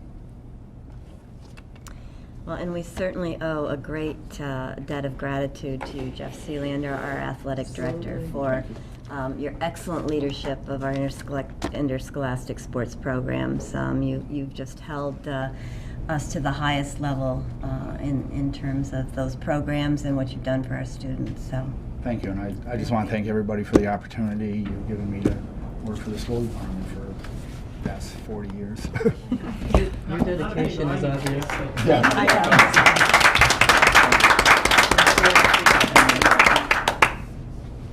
Good, thank you, Jeff. Thank you. Nice meeting all of you. Thank you. Okay, now we're going to ask Shirley Gilfeather, our Director of Curriculum, to come to the podium, and I've asked her to give you a presentation on PARC. I think you probably have all heard the term, and she's going to help you understand a little bit more about what's coming and some of the things that we're going to be involved in our district this year in terms of park. How do you get that, Shirley? All the way down. There you go. Set up my technology here. Do we need to turn some of the lights off, Shirley? Yes, probably a few. After you get set up, maybe? But don't put me in the dark. So you're not...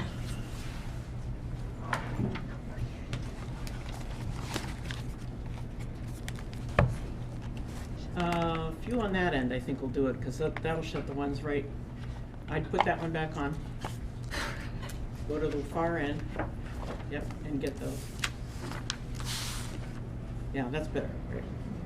Thank you. Because otherwise they're going to fall asleep on me. Can you turn these off? Yeah, I think we want the one closer Thank to you, the sir. screen.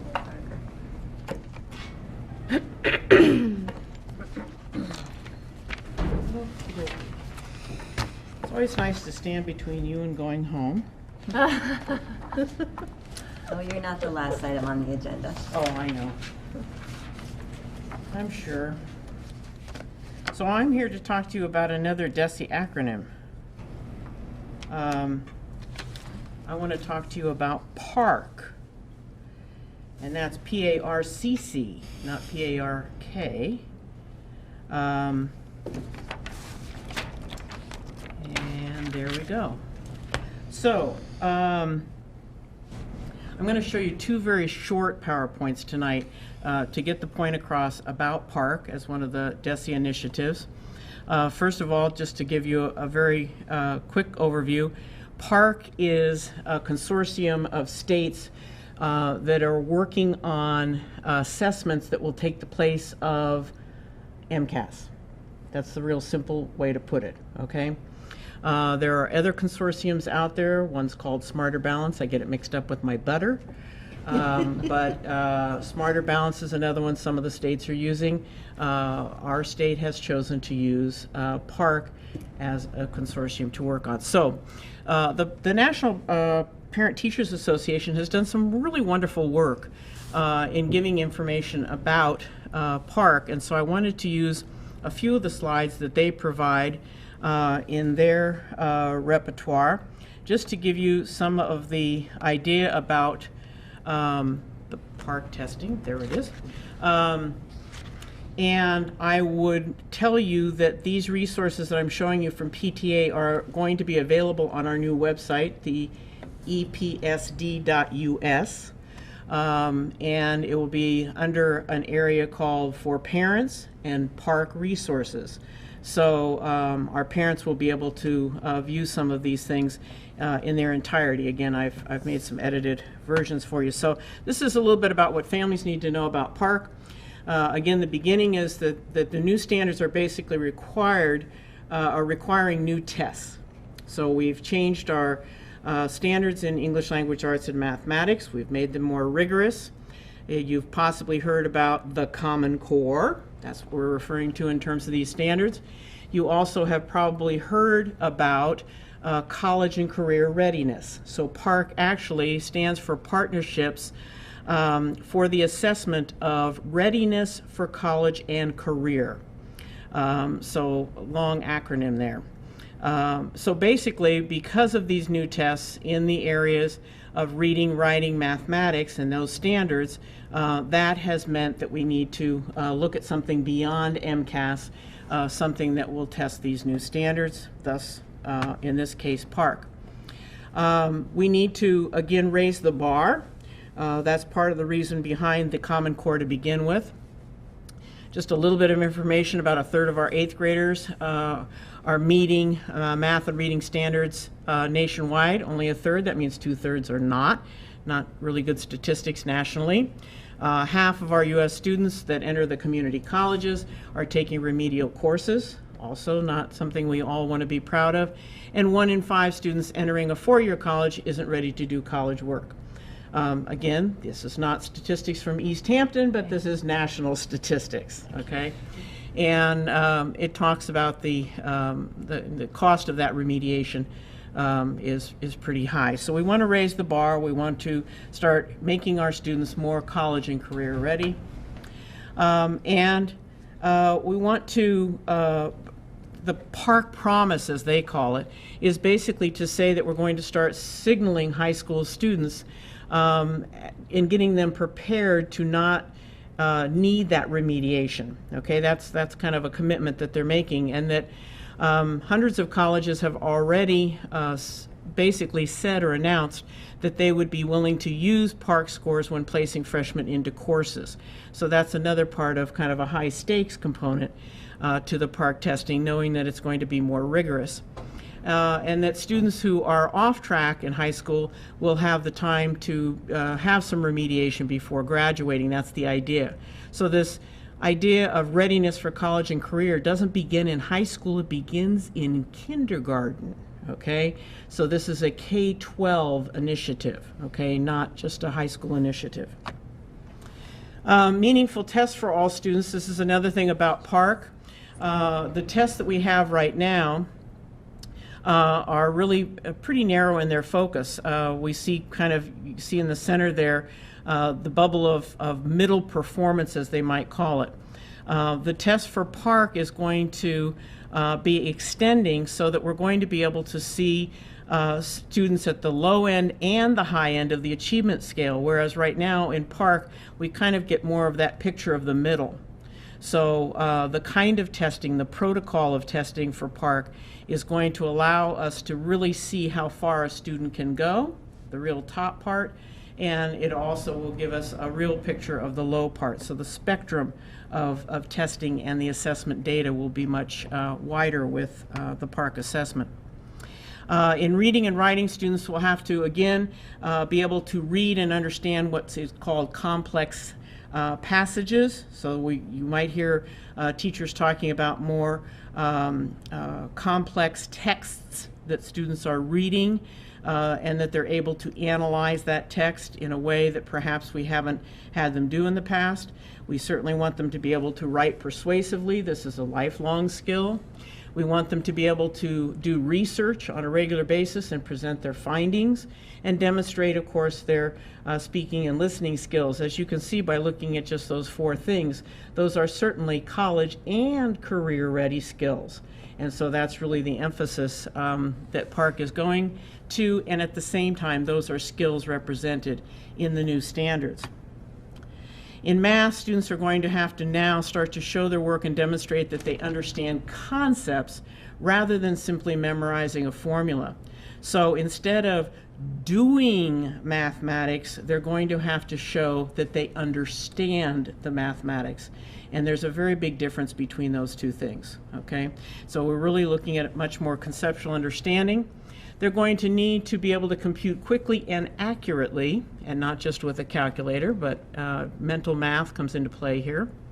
And most importantly, they're going to have to apply their mathematical knowledge to solve real-world problems. The Park testing is going to be basically 2 types of tests. One is called performance-based assessment, which is really going to get at that last part about applying their mathematical knowledge. And the other one is called EOY, or end of year assessment. So there's actually, with MCAS, we say, well, we've got the MCAS math test. Now we have the MCAS science test. In Park, we're going to be talking about a performance-based assessment and an end of year assessment. Needless to say, the end of the year will be at the end of the year, and the performance-based will be a little bit earlier in the year. But the performance-based is going to be very high rigor in terms of the application of the skills. If we look at the difference between an old test and a new test, and it's I apologize, a little hard for you to read these, although they'll be posted, but I'll just tell you the 3rd grade example of a writing prompt in current MCAS type of test would tell them to read the writing prompt below and complete the activity. Jump out of bed, look out the window, it's a perfect weather day. Write a story about a day when the weather seemed perfect. Okay, now I'm sure that most kids are going to get just really excited about that. The Park writing prompt, however, is going to say, you've read 2 texts about famous people in American history who solved a problem by working to make a change. Write an article for your school newspaper describing how Eliza and Carver faced challenges to change something in America. In your article, be sure to describe in detail why some solutions they tried worked and others did not. Tell how the challenges each one faced were the same and how they were different. You see a difference in complexity? Okay? And that's what we're looking for in terms of change. In terms of mathematics, a typical 5th grade example, the town of La Paz, Bolivia, is in the Andes Mountains. Which of these units could be used to describe the distance of the town of La Paz above sea level? Degrees, feet, cubic inches, pounds. Sounds like something out of Who Wants to Be a Millionaire, okay? And on that one, I'll pass. So we go to the 5th grade example under Park, and it says, Mr. Edmonds shared 12 pencils among his 4 sons as follows. Alan received 1/3 of the pencils. Bill received 1/4 of the pencils. Carl received more than 1 pencil. David received more pencils than Carl. Part A. On the number line, represent the fraction of the total number of pencils that was given to both Alan and Bill combined. Use the buttons on the right side to increase or decrease the number of equal sections on the number line. I say that because Park is moving towards an online assessment as opposed to paper and pencil. Initially, they're going to be using paper and pencil until more of us can be a little techno-savvy. Part B, notice there is a Part B.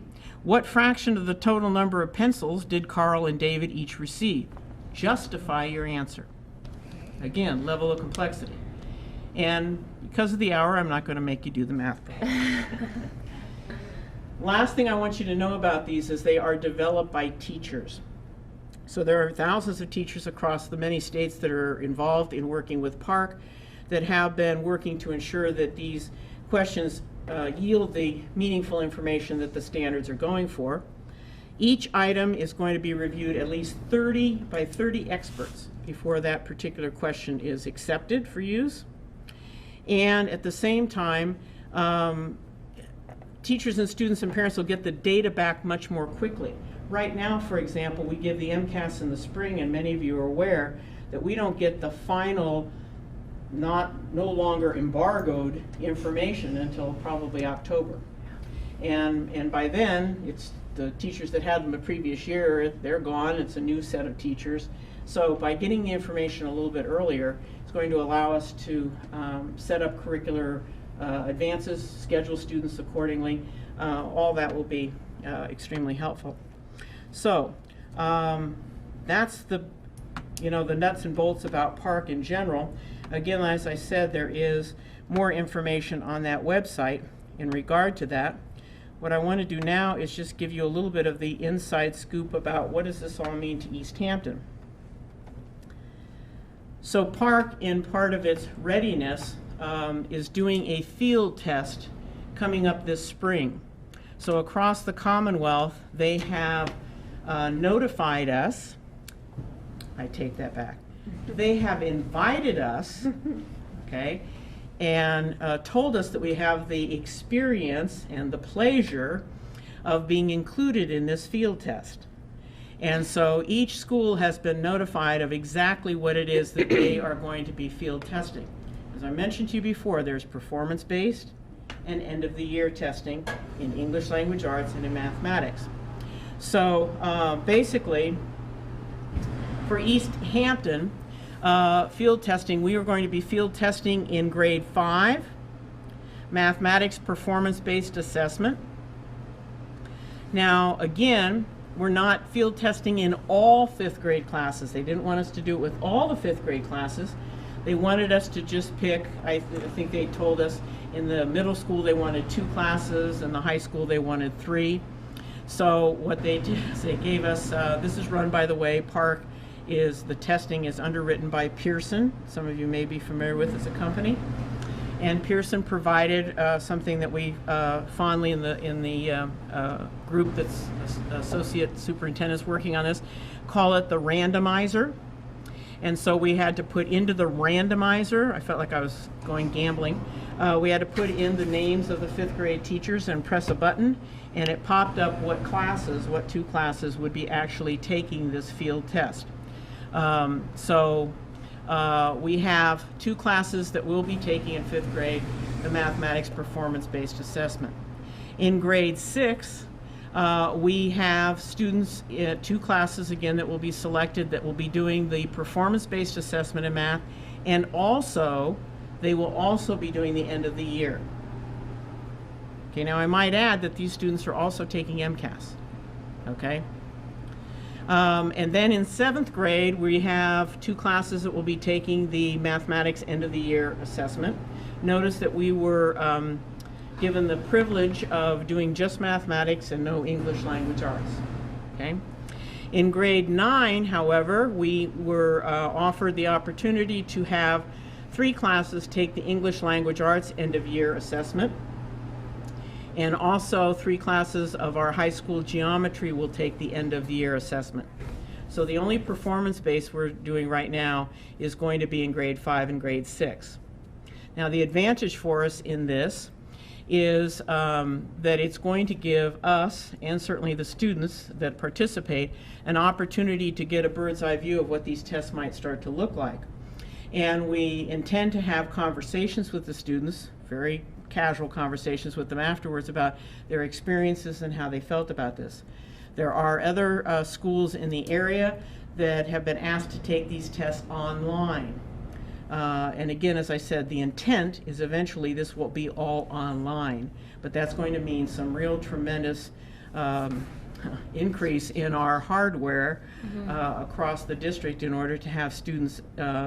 Park testing will be from grades 3 through grades 11, 3 through 11, and as you know, right now, 4 tests a total each year for grades 3 through 11. 3 through 11, 2 tests, performance-based and end of the year. When it gets into full rolling. 1 in ELA and 1 in math. 1 in yes, and 1 in ELA and 1 in 4 math. tests So total 4 tests, that's each year correct. from grade 3 to 11. That is Okay. correct. That's the plan at this point. That won't start obviously immediately next year. And again, the plan is to have it be online eventually as well. Okay, and of course by doing it online, as much as possible, we'll be getting the results back much quicker. In terms of those particular sessions that I mentioned, we've worked with the principals of the buildings to look at the MCAS schedules and to schedule within the window that Pearson gave us for doing these trials. They gave us times that they wanted us to test. We looked at our MCAS, and then we came up with the best time to do the testing for the field test. So April 1st and 2nd will be 5th and 6th grade. We'll do that performance-based. They'll do their end of the year test in grades 6 and 7 on June 3rd and 4th. The high school will be doing their end of the year English language arts the 15th and 16th. And the high school geometry will do theirs May 22nd and 23rd. This will allow them to still get in their testing for MCAS as well. We will be sending out very shortly, we're in the final processes of editing, some letters that will go out to parents of the students in the classes that were selected, so that those parents are notified of what this is, and also so that they are aware of the importance of this and the experience that their students have been given to be a part of this. At the same time, we have posted, as I said, on the new website a section for parents with park information, which also includes a letter from Commissioner Chester that is directed towards parents about what park is all about and why are we doing the field tests, etc. And rather than spending money on duplicating that letter multiple times, we felt it was better to start posting those kinds of things online and letting parents know that it's available for them to read online. The real question is, will we get results? Are we going to get results from this? And the answer is no. We will not be getting any results. We will not be getting any individual or school results. This is a field test. The primary purpose of the field test is to validate the test items.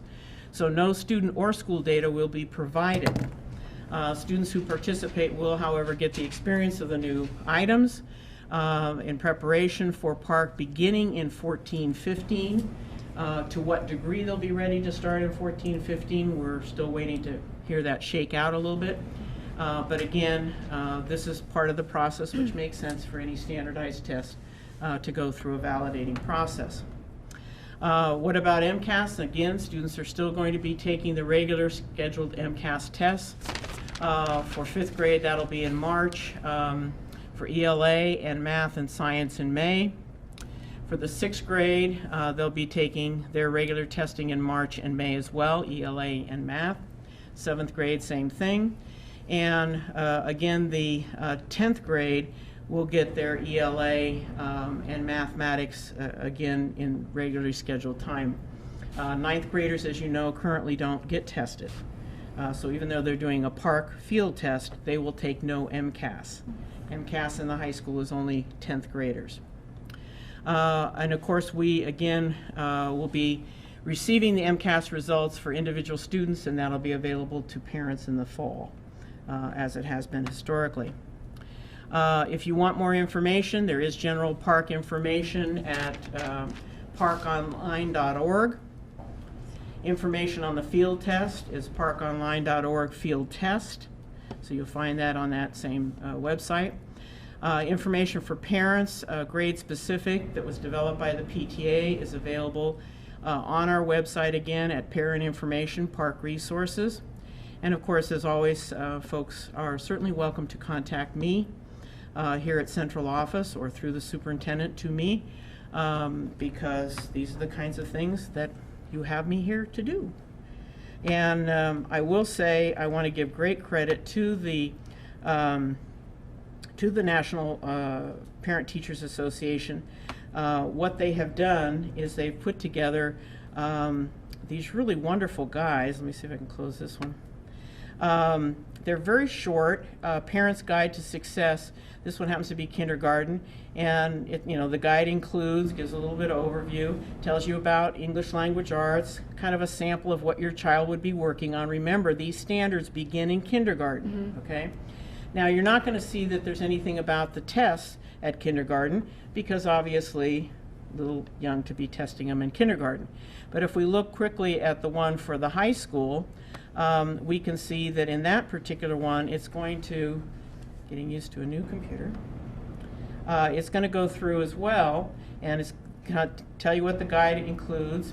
It's going to go down and tell you the sample of the work that the student would be doing to become more college and career ready in high school in this particular reading and writing. And then speaking and listening and language. And then it says keep the conversation focused, talking to your child's teacher.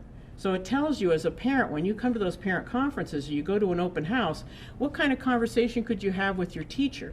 Which again, I think is wonderful information for the PTA to be putting out for parents.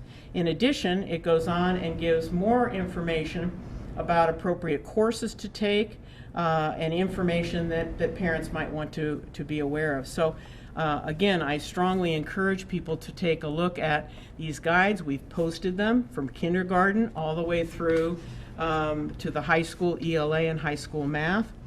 And so they are available for parents. So if you have a 3rd grade student, for example, you can go and pull down the very short 3 pages or 4 pages on the Common Core and Park and what does it mean for your child in grade 3. So I think it's really some great information. So that concludes my presentation, but I'm open for questions. Yes, Laura.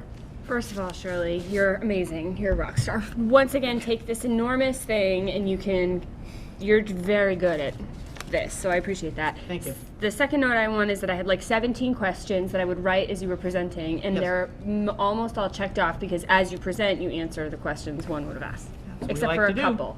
Sorry. So how many subject-specific tests are there? Because I saw one about geometry.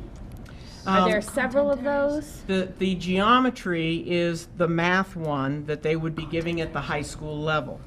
Okay? So is that in addition to whatever grade specific? No, that one would probably be just the only one for high school. It probably 10th grade. They haven't really decided that. I haven't heard that yet. So instead of like a grade 10 math. That's correct. I see. That's Okay. correct. And the length and the number. So it looks like there's 2 sessions. What's the length of a session? Yeah, that's a good question. The sessions vary, but they're probably close to about 120 minutes for a session. And this is another piece. That's a good question to bring up because MCAS is what we call untimed. And what's been nice about that is Kids just take as much time as they need, and so if they keep working, they keep working. And we have everything from the low student who needs that additional time to the higher student who's a perfectionist who wants to keep rewriting and rewriting and rewriting. PARCC is a timed test, so that is different. However, the way they have calculated it is that 120 minutes that they're giving is approximately, they're figuring the test is probably pretty close to 80 to 90 minutes, and they're giving an additional 30 minutes beyond that. So they're really kind of calculating that almost every child should be able to finish it in 90 minutes, but they're going to give you 120. There also are the typical accommodations that you would expect for students, special needs students. So special needs students, sometimes one of their accommodations is additional time. Those things will be honored as well. So a lot of the accommodations that are part of the IEP for those students will be accommodated. Okay. And how much overlap do we expect between the PARCC and the MCAS? Or maybe the better question is how much longer do we have with MCAS? Oh, how much longer do we have with MCAS? So we're beginning PARCC. We're phasing out, right. Yes. And I think that's probably the $24 million question right now. They're kind of creating it as they're flying it. Isn't that what we sort of say most of the time? So it's a little hard to know. There's rumors that next year there might be some choices. You can choose to take MCAS or you can choose to take PARCC. But we haven't heard anything definitive yet. And I think a lot of it's going to be based upon what they find out in the field test. The other thing that I think is important for you to be aware of is, as you know, MCAS is a high stakes test for our high school students for graduation. And they will continue to have MCAS be the high stakes test even as they start to roll out PARCC. And when they do that, they're going to stay away from some of the 10th graders, even though some 10th graders would be taking geometry as a test. But they're saying that until they can work out this high stakes test and make sure that the test is fair, they're going to keep with MCAS and keep what they know is working as a graduation requirement. So there's a lot of intricacies that they still need to sort of work out on this, but they're saying they're going to start phasing next year. Okay. I always wonder sometimes if that really means next year or the following. Okay.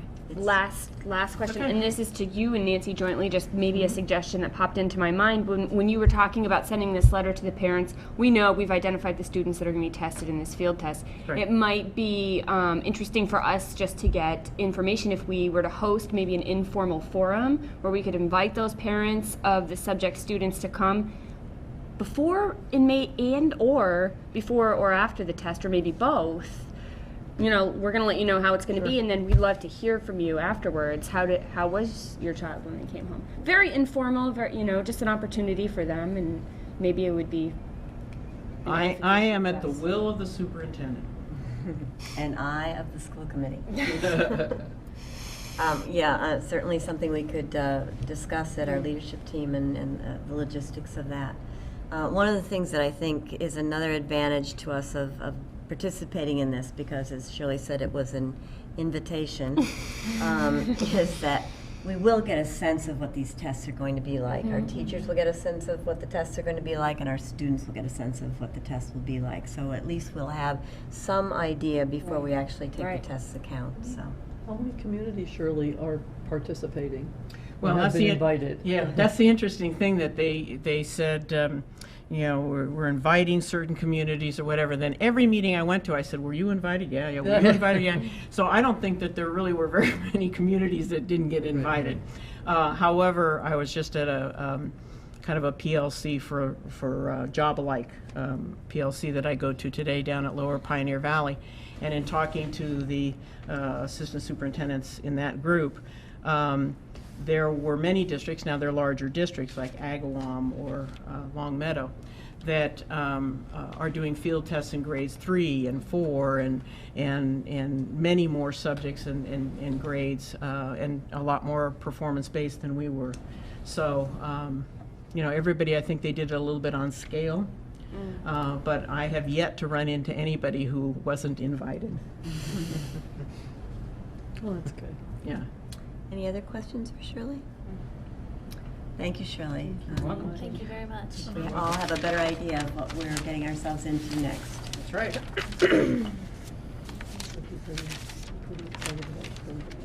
Yeah, I mean, I think what I'm embracing is I'm embracing the standards, because I've been a fan of us doing kind of a concept-based approach to learning for a long time. I think if, and actually I've done this before, but I won't do it to you,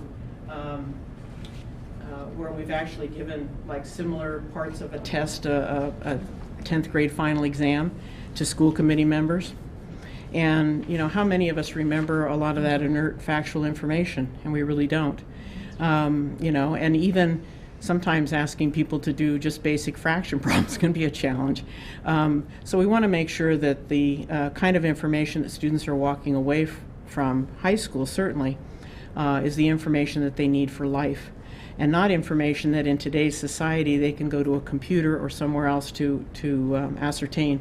We want to make sure that they know how to learn, and they know how to find information, and not necessarily using up brain space for a repository for inert factual information. So I embrace it from that standpoint, but it means changing some of how we teach. It means changing how we assess students in our classes, not to mention the assessment here.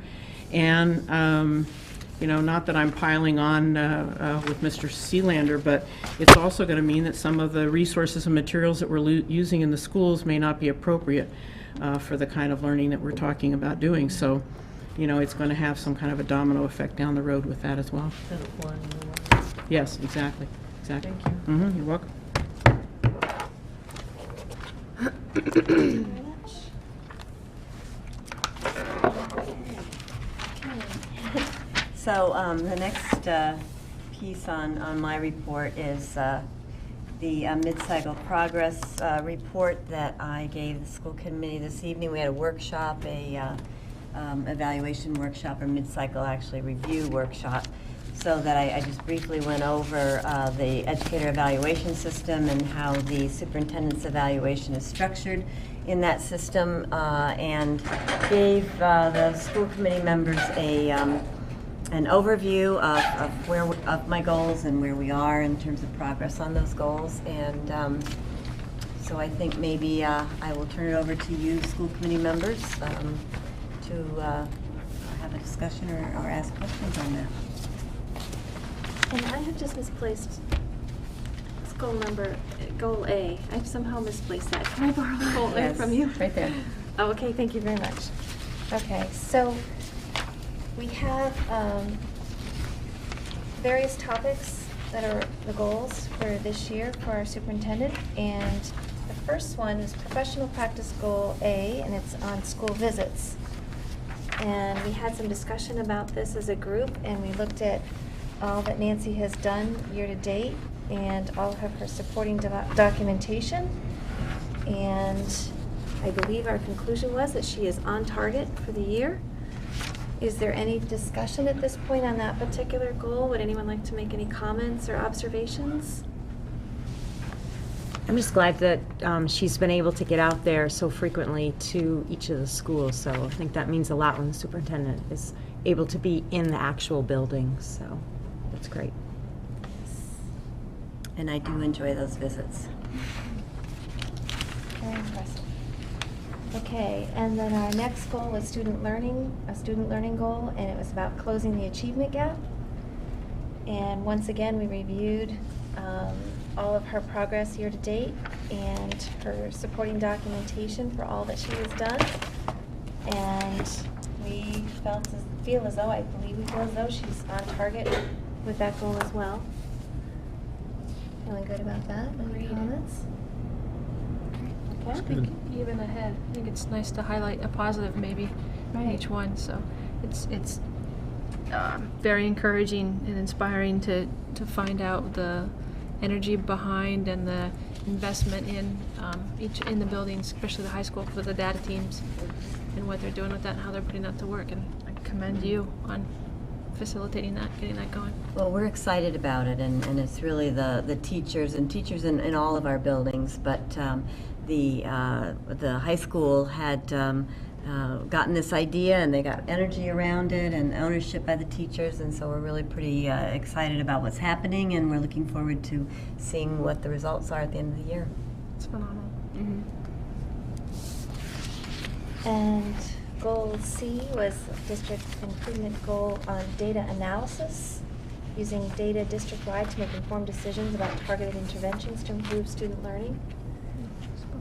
And once again, Nancy outlined for us all of her key actions and all of her benchmarks, and it looks like she's right on target. We've had a lot of help from the district school assistant center people. Kim Morandi, a data specialist, has come in and worked with our teachers and worked with us in developing data plans and thinking about how to implement them. So we feel very fortunate for that support, and I think it has made a great difference in our data collection, analysis, and using that data for targeted instruction for our students. I think we'd mentioned too that it largely benefits that targeted instruction, but it can also help inform us when it comes time to allot the budget and to really decide where to focus any extra funding we may have to solve problems. It was nice to see that one pair up with Goal B, to use that data, not just collect the data, but use it to help the students. Okay, we had district improvement goal number 2, which was a comprehensive assessment strategy. And we've been doing a lot of work on assessment. I think, Shirley Gilfeather's talked to us about that before, some of the initiatives. She's really taken on the lead in this. We're developing common assessments across the district, and district-determined measures, which is another expectation and requirement from the state. So by the end of, or by June, we should have a district-determined measure, 2 of them for every teacher in our district, and common assessments throughout the district. So we feel pleased about the work that we've done this year. It's been a lot of work, but I think it's all very worthwhile. And finally, our district improvement goal number 3, which is community engagement. Do you want to talk a little bit about all that's been happening there? Yeah, well, we have the Outreach Advisory Committee, which has been wonderful. We've had some great membership there and people with some great ideas, and they have brought ideas back to us and to me as a superintendent in terms of how to reach out to our community and make those connections in stronger ways, ever stronger ways. That's our goal. We're very excited about our new technology director and the focus he's taken on developing a new website for the district with many more opportunities to engage our community and our parents in the activities that are going on in the school. We'll be rolling that out, and in fact we'll have Ashley Barstow, our Director of Technology, come and do a presentation for the school committee once he has the whole site up and running, so he'll also be able to share that with our parents. So we think that's a really great way of promoting what's going on in our schools. Mike Reardon, who was the reporter who did the stories for our insert when we opened our new high school, has been involved in getting stories from parents and from schools and administrators and teachers about things that are going on out in the district. And he's providing those to Ashley to put on our website, so we're excited about that. We've got some new initiatives along those lines. And we're also beginning to talk and continuing to talk about a social media presence. And I think we had a good discussion this evening about making sure that we were ready to implement that before we launch something, and thinking about all the implications of that, and some really good ideas from school committee members about what to consider as we think about putting that forward.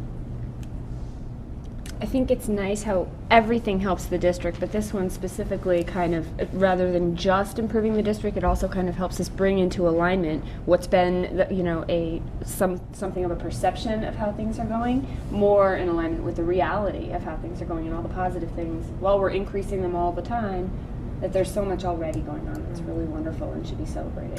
And that is our goal, to be able to get those things out to the public so that we all can celebrate, everyone in our community, all the wonderful things that are happening in the Easthampton schools. I think community awareness is just a huge asset. I think that's going to be just a plus, win-win. I'm really looking forward to the launching of a parent satisfaction survey as well. I think that's going to be a great benefit for parents, for us, for our strengthening our ties and in setting goals for the future. I think that's going to be really helpful. And that is one of our key actions for this goal as well. So we should have that probably later in the spring. Ready? And I just want to thank Nancy for her leadership for our school district and for the fabulous job that you're doing. So thank you for Thank you, Nancy. all of us. Thank you Appreciate very that. much. We appreciate all that you do. Okay. Next, we need to review the minutes from the January 28th meeting. Motion to approve the January 28th, 2014 minutes with a stipulation to withhold the executive session minutes until the matters are resolved. Second. All those in favor? Aye. Opposed? Abstained? Okay, I move to approve the school payroll dated February 6th, 2014 in the amount of $464,516.06. Second. All those in favor? Aye. Aye. Abstain? Sorry, getting a little touchy. Object? Okay. I move to approve the accounts payable authorization for payment dated February 6, 2014 in the amount of $271,516.40. Second. All those in favor? Aye. Okay, I move to approve the change to school payroll dated February 6, 2014 in the amount of negative $762. Thank you, Sue. Second. All those in favor? Aye. Okay, last on the agenda. Oh, are you finished? I am done. Yes.